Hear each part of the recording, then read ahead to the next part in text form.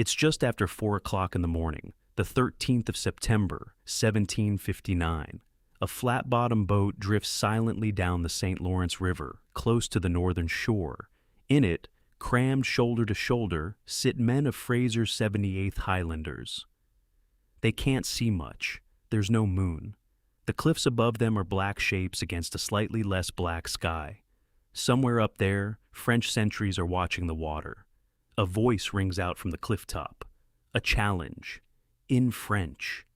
And here's where this story takes a turn that would seem absurd if you wrote it in a novel. Because the men in these boats, the men about to fight and die for King George and the British Empire, are Jacobites. Or they were. Barely 13 years ago, many of them charged against British redcoats at Culloden. Some of them still carried the scars. Their commanding officer's father was the last man in Britain to be executed by beheading for his support of Bonnie Prince Charlie. And yet tonight, one of their French-speaking officers calls calmly back into the darkness. "They're a supply convoy," he says, "coming downstream from Montreal. Don't worry, the sentries relax, and the Highlanders begin to climb. Within 15 minutes of what happens next, France will lose Canada, 2 generals will lie dying, and a continent's future will be decided on a rain-soaked strip of farmland that neither army expected to fight on." But to understand how former Jacobites ended up scaling a cliff in the dark for the very king they had once tried to overthrow, and how a sickly, 32-year-old general staked everything on one desperate gamble, we need to go back. James Wolfe was not supposed to be here, not really. The son of a lieutenant general whose career had been competent but unremarkable. He was born in Westerham, Kent, in 1727. He'd volunteered for his father's regiment at 13 during the War of Jenkins' Ear, and was commissioned the following year. By 16, he was fighting at the Battle of Dettingen, the last occasion a British monarch personally led troops into battle. By 19, he was at Culloden, where he served on the government side against the Jacobite rising. There's a famous story about Culloden that follows Wolfe around. The Duke of Cumberland supposedly ordered him to shoot a wounded Highland officer lying on the field. Wolfe refused. "My honor is dearer to me than my life," he's said to have replied. It's a good story. It makes Wolfe look noble. But the evidence rests on anecdote rather than any official record, and the identity of the wounded man shifts depending on who's telling it. Some accounts name him as Charles Fraser of Inveralachie, who led the Fraser clan's charge and actually reached the government lines before falling. If it was Fraser, the coincidence of what happened 13 years later becomes almost unbearable. What we do know is that Wolfe was talented, ambitious, and constantly ill. He suffered from what his era called the gravel, kidney or bladder stones, along with rheumatism that left him in near constant pain. In December 1758, writing to William Pitt the Elder, he described himself with startling bluntness. "I am in a very bad condition, both with the gravel and rheumatism, but I had much rather die than decline any kind of service that offers."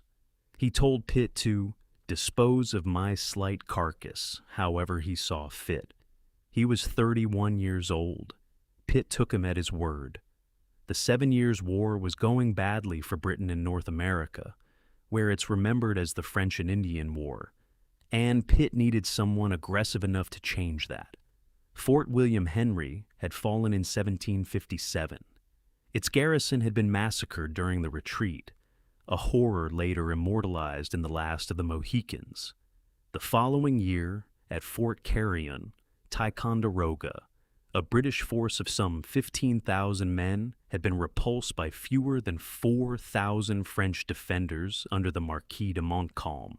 It was a humiliation. Against that backdrop, Wolfe's one moment of glory stood out.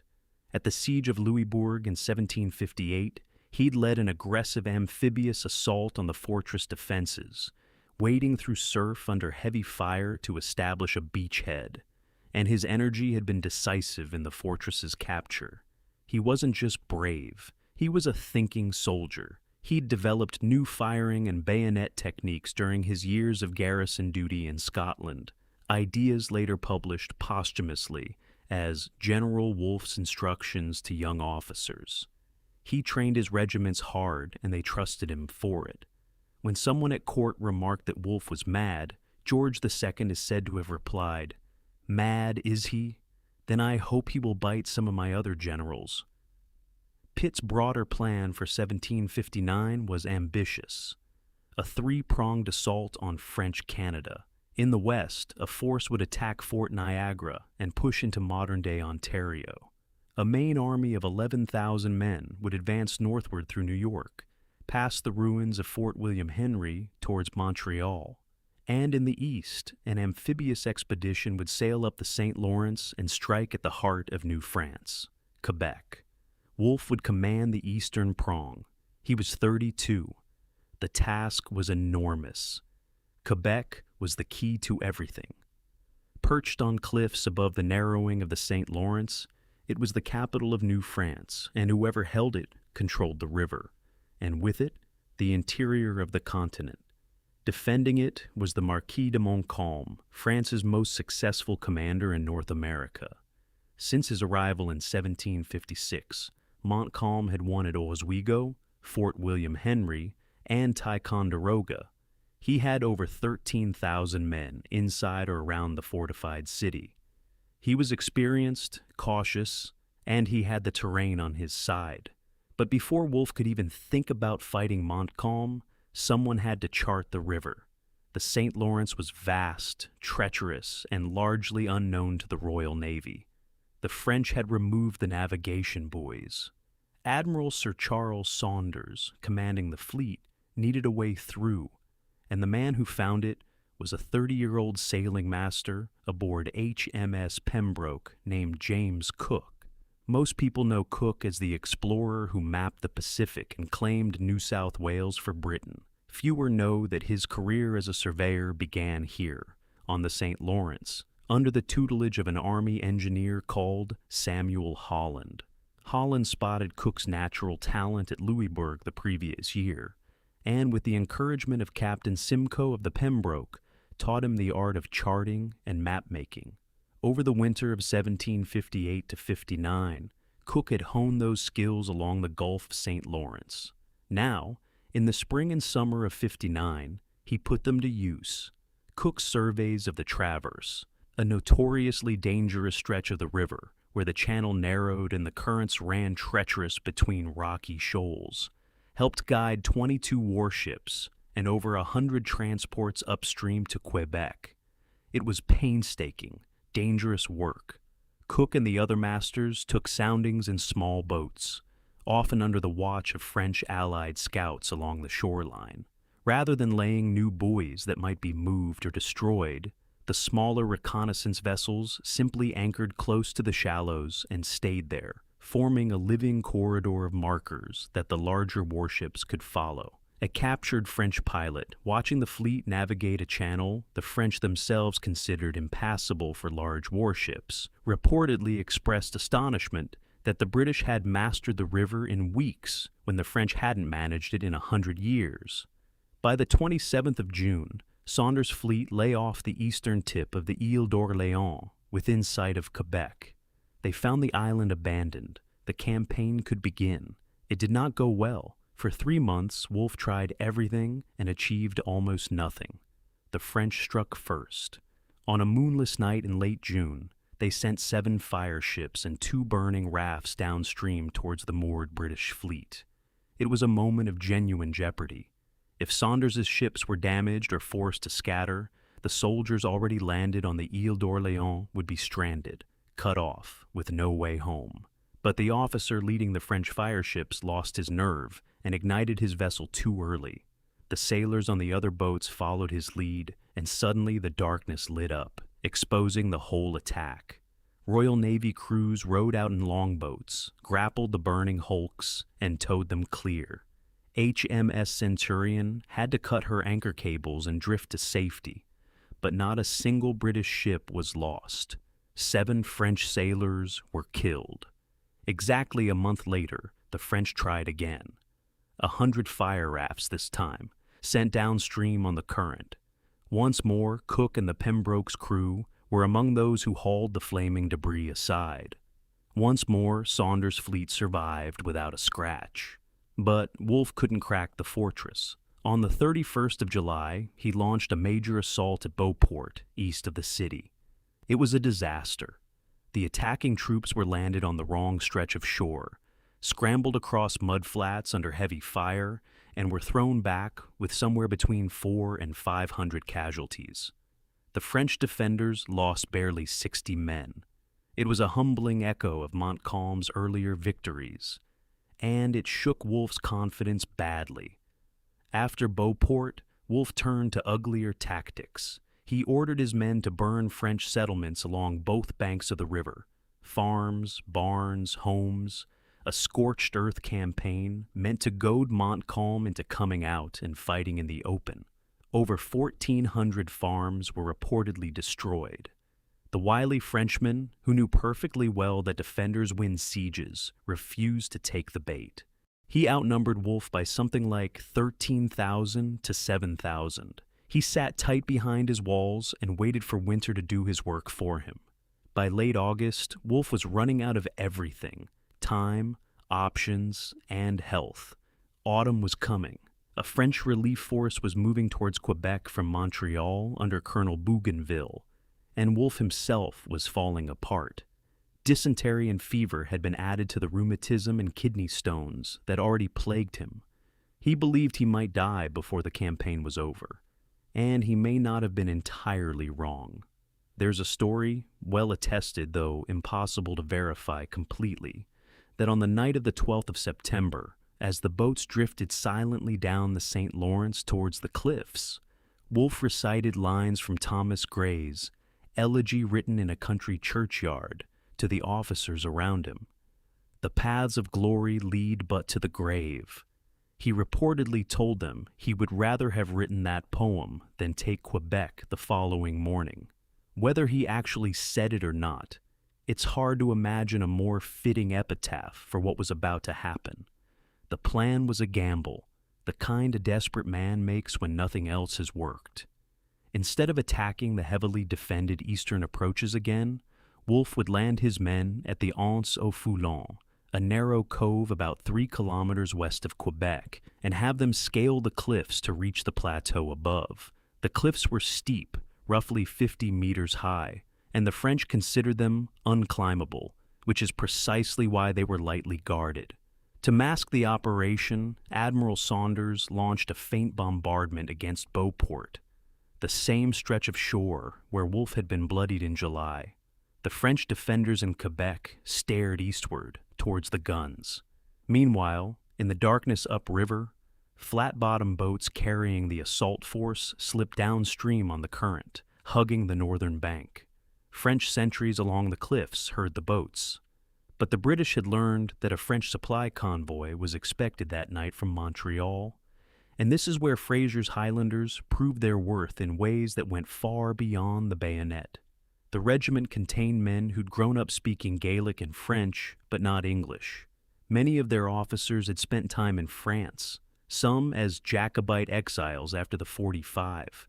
When a sentry called out his challenge, a Highland officer answered fluently. They were the provision convoy, he said, coming downstream.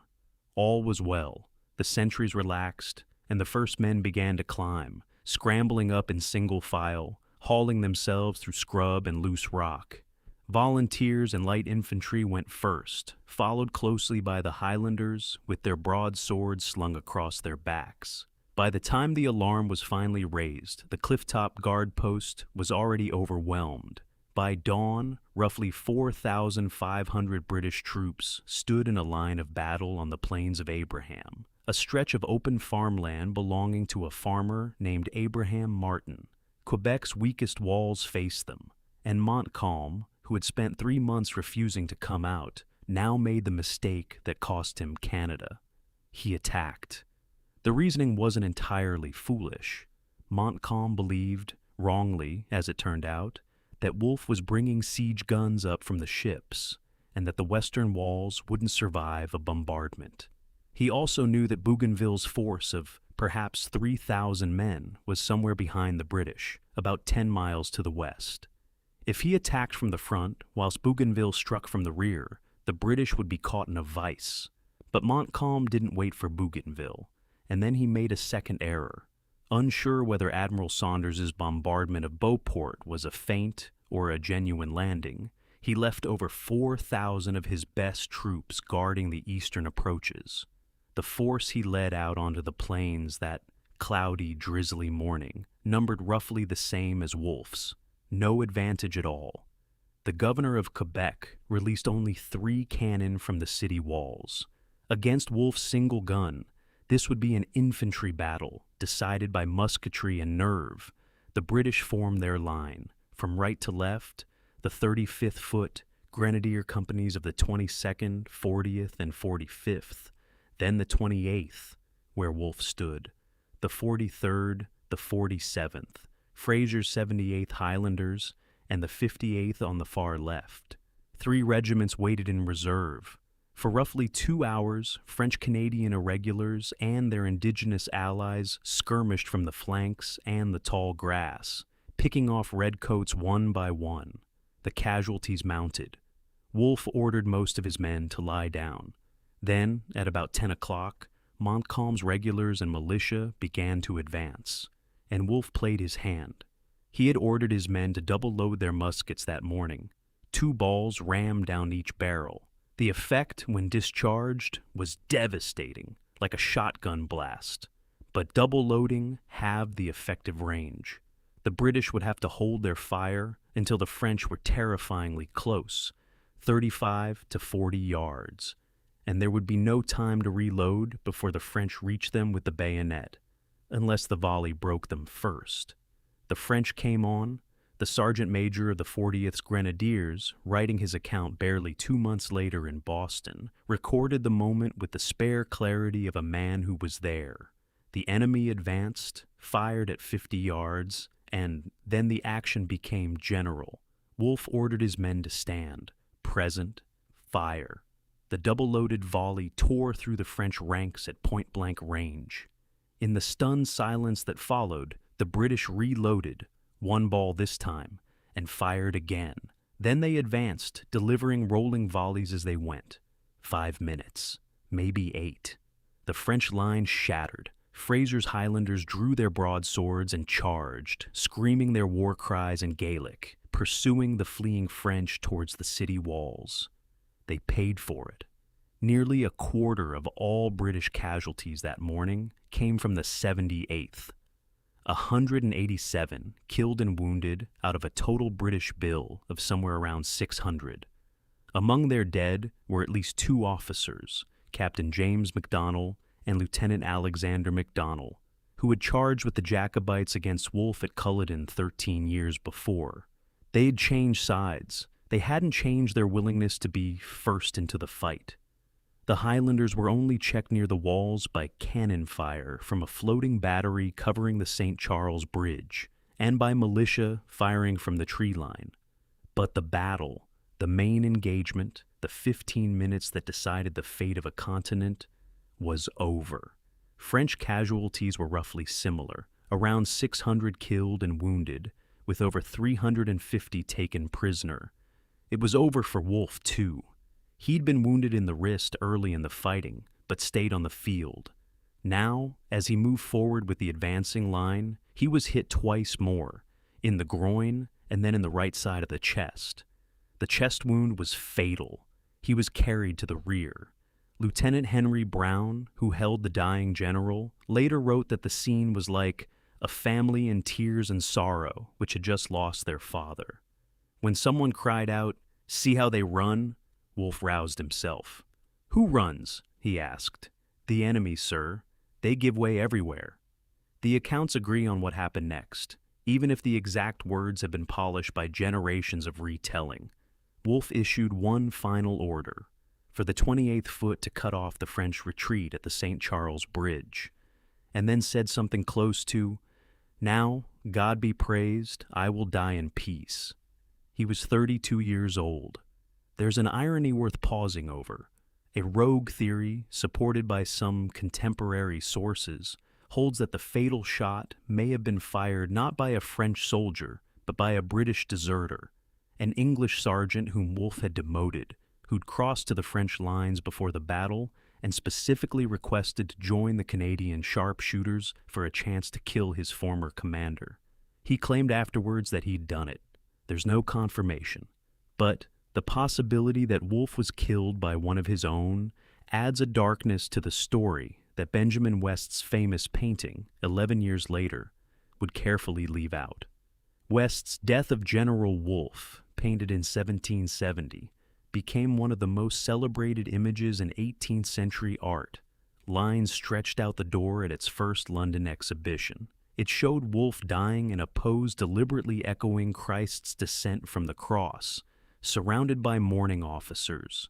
It was beautiful, dramatic, and almost entirely false. Only 4 of the 14 men depicted were actually present. The painting sold the myth. The reality was muddier, bloodier, and lonelier. Montcalm didn't survive the day either. Riding back towards the city as his army collapsed around him, he was struck by musket fire, hit in the lower back, according to most sources.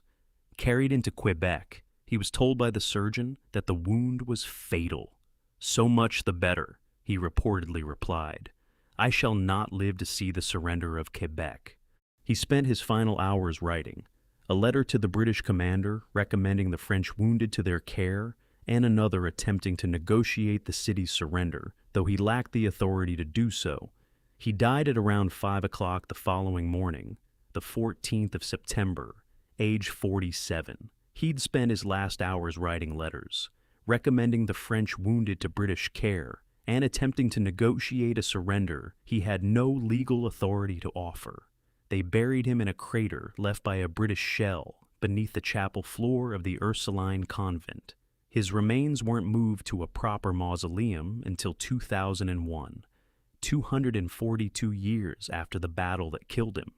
Bougainville, meanwhile, had received word of the British landing at around 8 or possibly 9 that morning. By then, Wolfe's men had been ashore for 5 or 6 hours and were deployed in force on the plains. Even if Bougainville had marched immediately over the rough terrain, it's doubtful he could have covered 10 miles before Montcalm sent his men into that devastating volley. He approached, saw the British reforming to face him, and withdrew. The vice never closed. Quebec surrendered 5 days later. But the war for Canada wasn't quite over. During the winter, the French rallied. In April 1760, at the Battle of Sainte-Foy, fought on nearly the same ground, a French force under the Chevalier de Lévis defeated the British garrison and laid siege to Quebec in turn. Simon Fraser of Lovat, commanding the 78th, was wounded again. It was the arrival of British warships in May that saved the city. And it was the Royal Navy's crushing victory at Quiberon Bay the previous November that ensured no French fleet would come to relieve the colony. Quiberon Bay deserves a moment, because without it, Quebec might not have mattered. By 1759, the French had concluded that the only way to save Canada was to invade Britain itself, force a peace, trade Britain for New France in the settlement. The invasion plans were advanced, troops were assembled, transport ships gathered in Brittany, and then Admiral Hawke caught the French fleet in a storm off the Breton coast and destroyed it. The invasion died, and with it, any realistic hope of holding French Canada. The Treaty of Paris, signed in 1763, formally ceded New France to Britain. Horace Walpole, writing at the time, captured the mood in London. Our bells are worn threadbare with ringing for victories. Quebec, Minden, Lagos, Quiberon Bay. 1759 was Britain's Annus Mirabilis, a year of victories so complete that Pitt's strategy of winning the war overseas rather than in Europe had been vindicated beyond anyone's expectations. What followed tells its own story. James Cook, the quiet sailing master who had charted the river that made it all possible, went on to map the coasts of Newfoundland before his 3 great Pacific voyages. Cape Saunders, in New Zealand, bears the name of his commanding admiral on the St. Lawrence. Cook never forgot what he'd learnt on those cold Canadian waters. Fraser's 78th Highlanders were disbanded in Quebec in 1763. During the war, the regiment had suffered 103 soldiers killed and 383 wounded, staggering numbers for a single unit. The survivors were offered land in Canada, and over 300 of them took it, Jacobite veterans and their sons, settling the country they had conquered for a king they had once tried to depose. Many had left the Highlands because there was nothing to go back to. After Culloden, the government had stripped the clans of their weapons, their tartans, and their chief's authority. Estates had been confiscated. The old way of life was gone. Canada, for all its harshness, offered something the Highlands no longer could: a fresh start. When the American Revolution broke out 12 years later, more than 300 former members of the regiment took up arms again, this time in the 84th Royal Highland Emigrants, fighting to keep Canada British. Simon Fraser himself returned to Scotland, won back his confiscated lands, the reward he'd been quietly working towards all along, sat in Parliament, and raised a second Fraser Regiment for the American War. Wolfe's body was carried home to England and buried in the family vault beneath the parish church in Greenwich. A statue, a gift from the Canadian people, was unveiled on the hill above the church in 1930, beside the Royal Observatory. The man who unveiled it was a descendant of Montcalm, and in Quebec City stands perhaps the most remarkable memorial on any battlefield anywhere. The Wolfe-Montcalm Monument, erected in 1828, honors both commanders on a single column. The Latin inscription, translated, reads, "Their courage gave them a common death, history a common fame, posterity a common memorial. Stand on the plains of Abraham today." And they're worth visiting, as one commenter from this very audience recently put it, and the ground is quiet. It's a park now, joggers use it. Families walk dogs across the same turf, where Fraser's Highlanders drew their broadswords. The cliffs that Wolfe's men scaled in the dark are still there, still steep, still implausible. If you stand at the bottom and look up, the first thing you feel is disbelief that anyone climbed them at all, let alone in darkness, in silence, carrying a musket. 15 minutes of fighting, 2 generals dead. A continent's future decided, and at the heart of it, an irony so perfect it almost defies belief.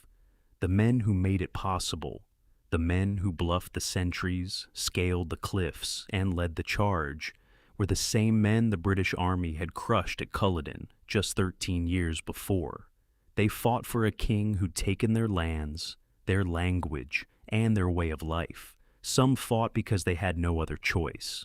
Some fought because a clan chief called, and old loyalties ran deeper than politics, and their commander raised them not for glory or empire, but to win back an estate. They gave Britain a continent. Most of their names are forgotten. If you've enjoyed this journey into the story behind the battle, I'd love for you to explore more of the channel. There's plenty here for anyone who loves this sort of history. Thanks for joining me today. Keep well, and I'll see you again very soon.